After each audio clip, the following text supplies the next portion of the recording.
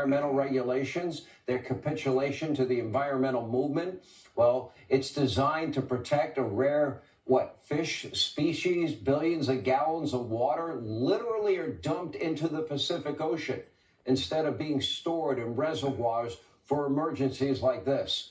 And several months ago, before the election, Donald Trump, he predicted about 4 months ago that this was a disaster ready to happen. Take a look.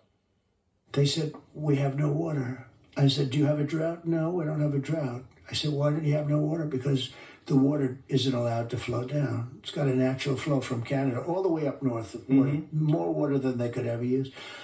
And in order to protect a tiny little fish, the water up north gets routed into the Pacific Ocean. Millions and millions of gallons of water gets poured. You know, your forests are dry as a bone, okay? Dangerous. That water could be routed. You know, you could have everything. Oh, not only dangerous, billions of dollars a year they spend on forest fires.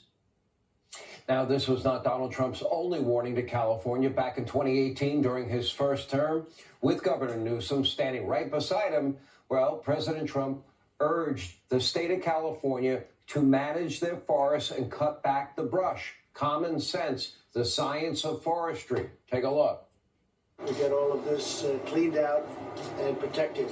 We got to take care of the floors, you know, the floors of the forests, very important. You look at other countries where they do it differently, and it's a whole different story. I was with the president of Finland, and he said, we have a much different, we're a forest nation. He called it a forest nation. And they spend a lot of time on raking and cleaning and doing things, and they don't have any problem. And when it is, it's a very small problem. So I know everybody's looking at that, to that end. Now, sadly, Donald Trump's warnings fell on deaf ears, and now the people of California, they are suffering.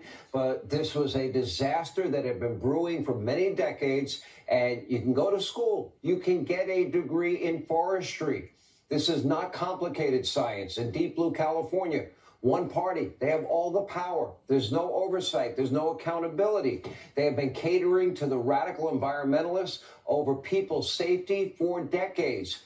You know, they can have limited control burns. They can have brush removal, which is the kindling for these fires. Just like when they denied, you might recall, we were in the San Joaquin Valley, and they were denying literally, thousands and thousands of acres of farmland, water. Farmers were not allowed to farm in favor of a little minnow fish called the Delta smelt. We went out there and covered that story. It's not even an endangered species, but they gave the water to the Delta smelt, not to the farmers. There are no reality checks in California's one-party rule. Listen to Adam Carolla detail his experience as a young man when he tried to apply to the LA Fire Department. Listen to this story. I could not find a job. I walked to a fire station in North Hollywood. I was 19. I was living in the garage of my family home. My mom was on welfare and food stamps. And I said, can I get a job as a fireman? And they said, no, because you're not black, Hispanic, or a woman. We'll see in about 7 years. And I went to a construction site and dug ditches and picked up garbage for the next 7 years. I got a letter in the mail sent to my father's house saying, your time has come to do the written exam for the LA Fire Department. I took it, and I was standing in line, and I had a young woman of color standing behind me in line, and I said, just out of curiosity, when did you sign up to become a fireman? Because I did it, or a person, 7 years ago. And she said, Wednesday. Now, in the near future, when the fire has been contained, there's got to be a reckoning in all of California, not just Southern California. But for now, we do pray for everyone impacted by the devastating fires still raging all across the city. Here with more, Adam Carolla himself is with us. He sadly also, like so many in Southern California, forced to evacuate his home not long ago. How close was the fire to your house? It may have been in my house. I still don't know. I'm in Malibu.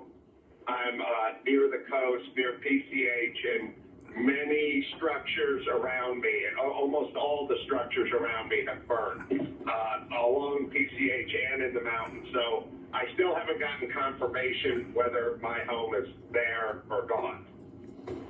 Not a good